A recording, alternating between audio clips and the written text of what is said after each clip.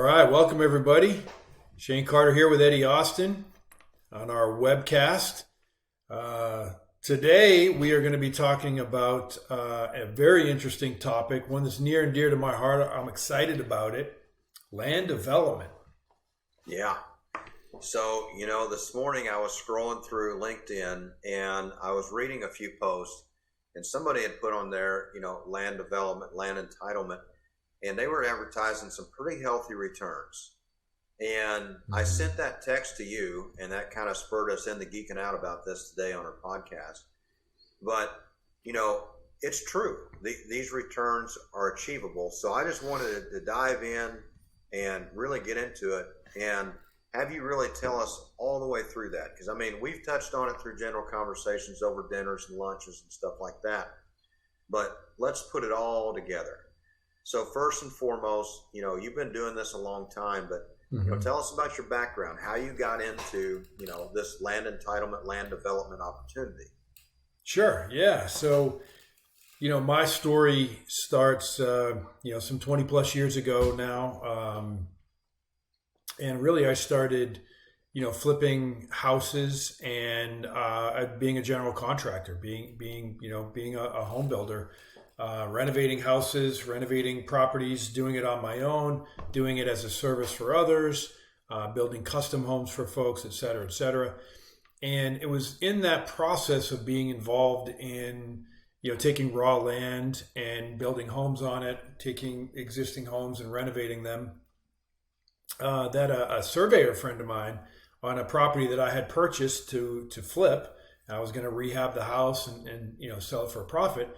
And he said, "Hey Shane, we could probably get another lot here. It's got the acreage and it's got the frontage, and we could subdivide this existing house. All the setbacks work, and we could create a whole new lot here."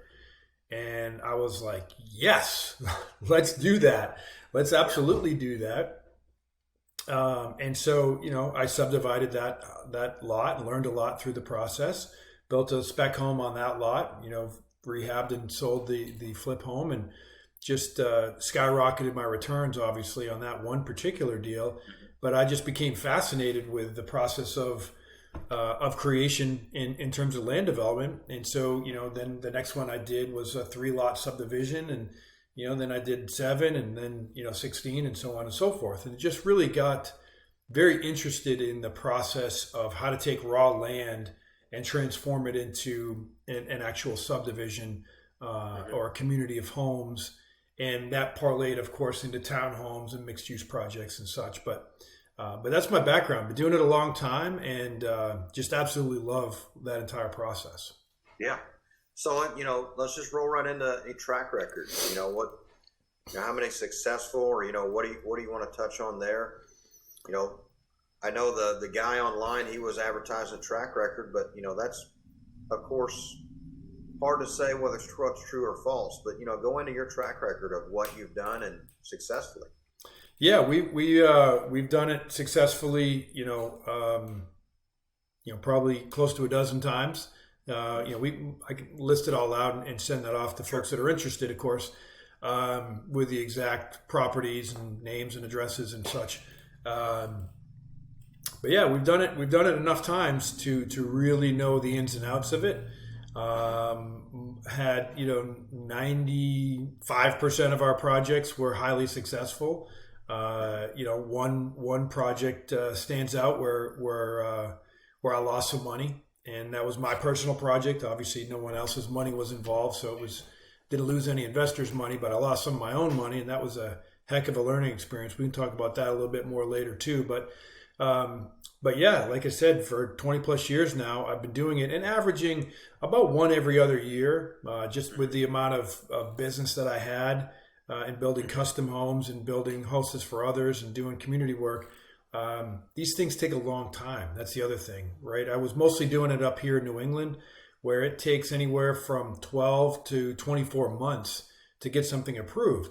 And so if you're not constantly doing it, these things have a real long runway to get from, raw land to fully shovel-ready project.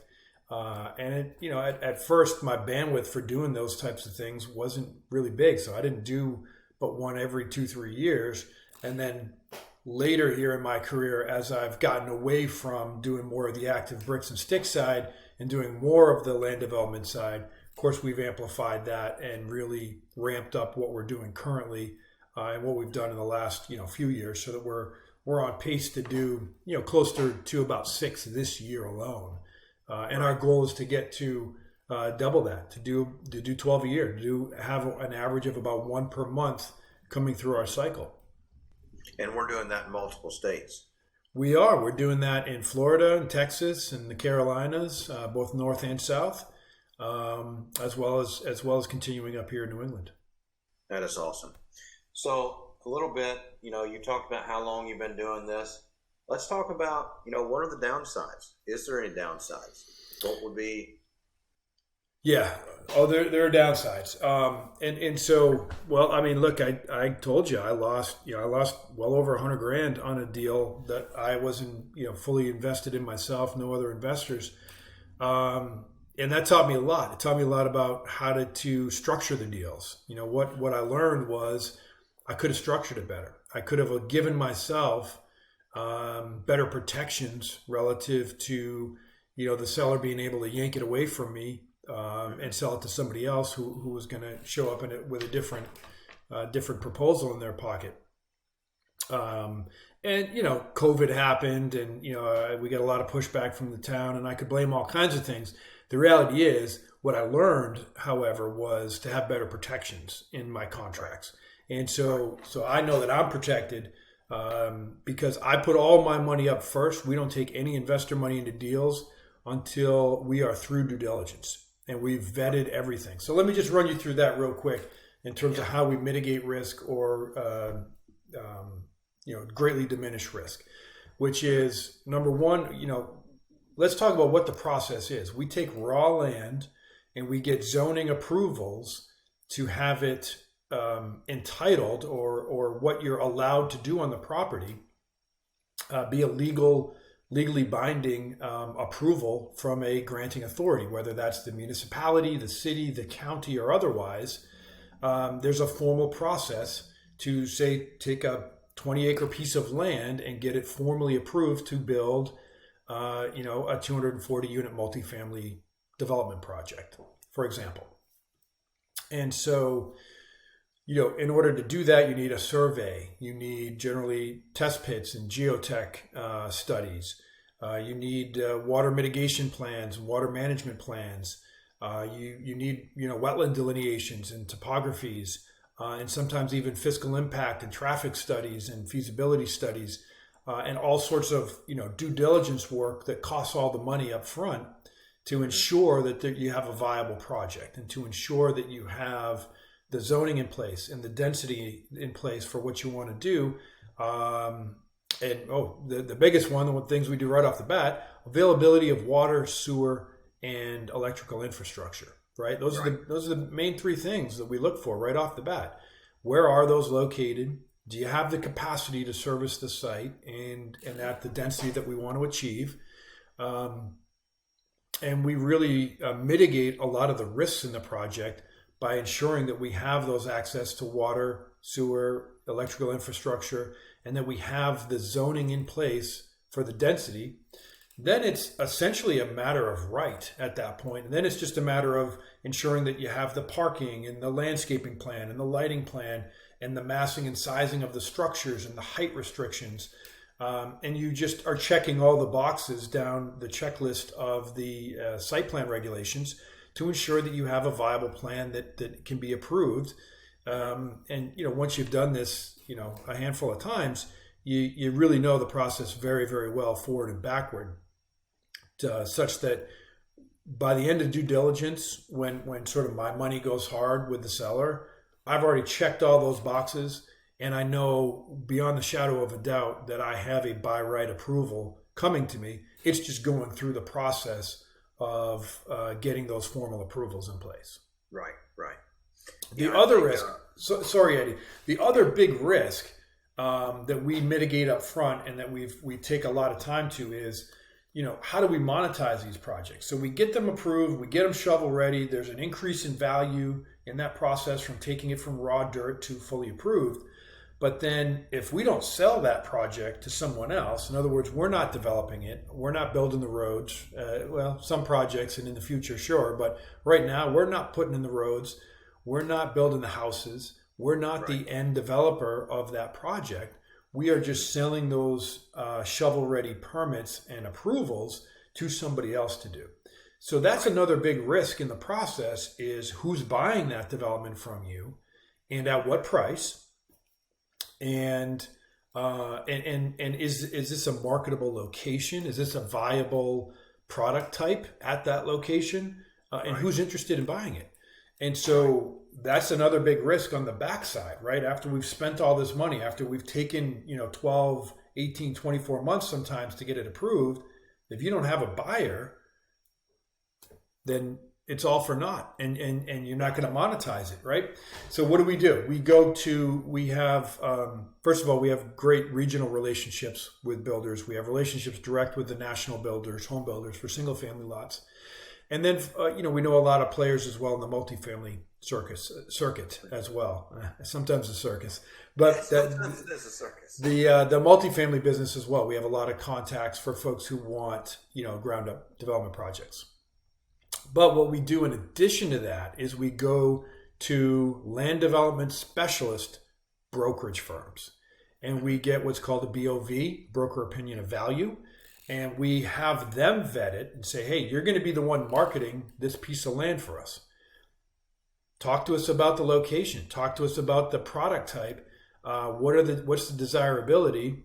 And we do that way up front before we get even close to the end of the due diligence process, so that by the end of, in the due diligence process, we know what that broker opinion of value is for the finished product. We know who the likely buyers are. We know the desirability of that product type at that location. And there's no 100% surety, of course, in anything we do, but we have a really strong feel for how's this thing going to sell through. And what kind of competition and marketing, and what's their opinion of value, right? They give us a range, and we always take the lowest point of that range and say, is this still a viable project? At that lowest point of the range, does this project make sense? If yes, we'll proceed. If no, we drop it right then and there. Mm-hmm. Makes perfect sense. I was going to say, it sounds like probably a newbie mistake would be not knowing your underground utilities and their capacity. And then, you're planning a 240 unit multifamily apartment building, and the structure can't handle that. The underground structure can't handle it. So you're essentially building something we're never going to live there until you get the city to approve, completely upsizing all that stuff. And that's probably not an easy task. Well, sure. But what the city would say is, yeah, you can build a 240 unit project there, but you got to upgrade, 1,400 linear feet of sewer main, from 6-inch to 10-inch. Yeah. Well, now that just killed your project and makes it financially, not viable, right? So yeah, you have to know all that right up front. Proximity of water, sewer, infrastructure, and capacity to bring in that additional load. That's critical. Absolutely critical. Yeah. Well, man, this has been great going through this and just learning so much more about it. And, one of the most exciting things for me is this is one of the things we've added to this new fund we're getting ready to launch. Mm-hmm. And this is a part of the fund that, we're going to allocate 5-10% of our capital raise for these opportunities.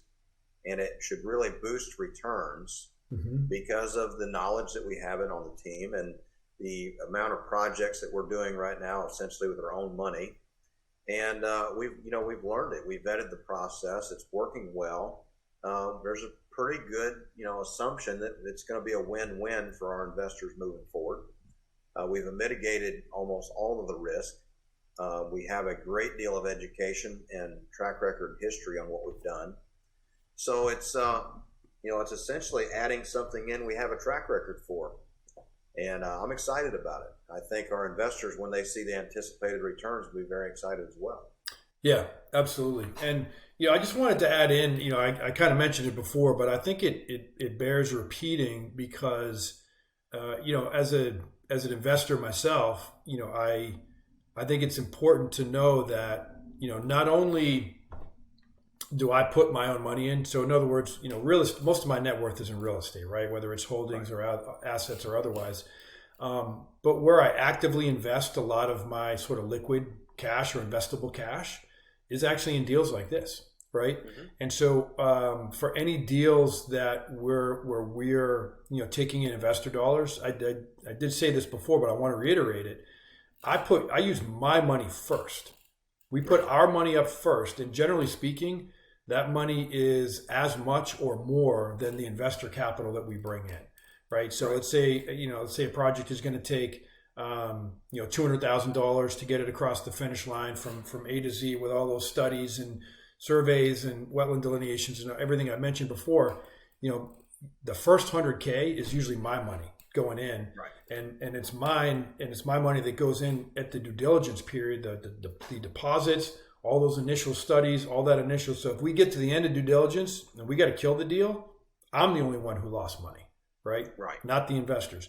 Again, we Right. don't take investor money in until we've essentially secured that we have mitigated all of the risks that we can possibly mitigate, and we Hmm. feel like this is an intelligent investment to move forward with and keep spending money on and bring down the Right. road.